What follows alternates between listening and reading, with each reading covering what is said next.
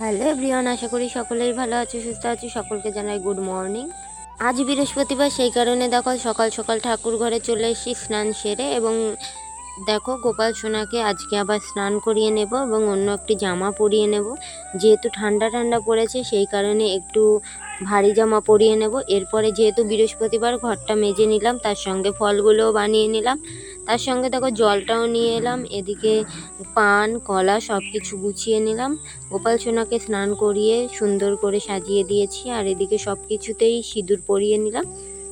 প্রত্যেক বৃহস্পতিবারে বাড়িতে যেহেতু লক্ষ্মী পুজো হয়, সেই কারণে সকাল সকাল পুজোটা করে নিলাম, ঘটে স্থাপন করলাম। এদিকে দেখো ফুল পাতা সব কিছু গুছিয়ে নিয়ে গোপাল সোনা এবং সকলকে সেবা দেওয়ার সঙ্গে সঙ্গে পাঁচালিটাও পরে নিলাম। তারপরে দেখো ঘর মুছে বেরিয়ে আসলাম। আজকের ভিডিওটি এই পর্যন্ত। কেমন লাগলো অবশ্যই কমেন্ট করে জানিও। তোমাদের কে কে সকাল সকাল লক্ষ্মী পুজো করেছো অবশ্যই কমেন্ট করে জানিও। টাটা।